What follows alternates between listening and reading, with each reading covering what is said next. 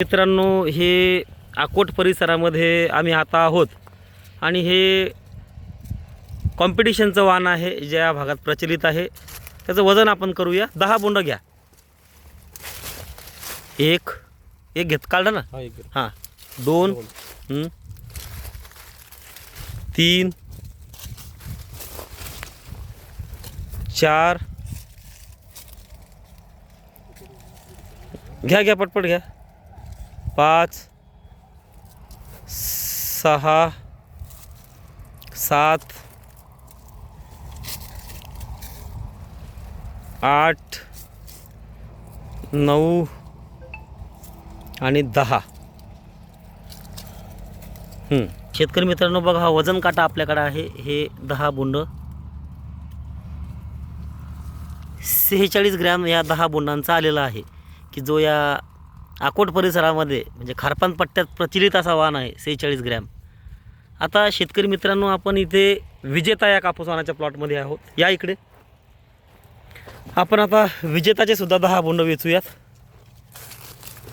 घ्या. हां, 1 2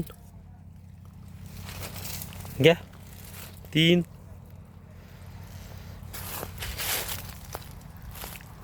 4 घ्या.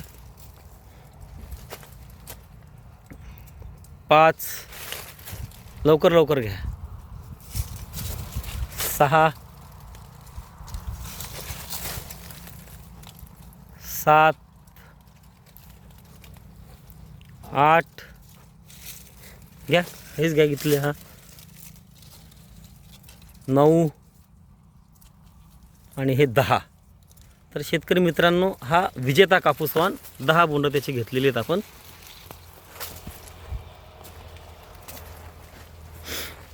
या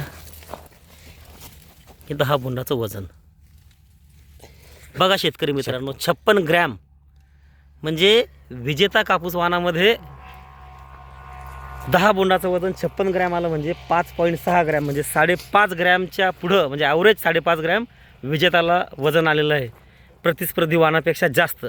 आणि या विजेता कापूस वाणामध्ये झडता हा 38% जास्त येतो. म्हणजे वजनी कापूस आहे आणि रुईचा उतारासुद्धा जास्त. म्हणजे 100 किलो कापसामागे 38-39 किलो रुईचा उतारा मिळतो. म्हणजे विजेताचा कापूस जर आपण वेगळा वेचून वेगळा बाजारामध्ये नेऊन विकला तर बाजारभावसुद्धा आपल्याला जास्त मिळतो. तर अवश्य येणाऱ्या वर्षासाठी आपल्या गावामध्ये विजेता 858 या वाणासाठी सभासद नोंदणी करा आणि शाश्वत उत्पादन मिळवा. विजेता विजेता विजेता.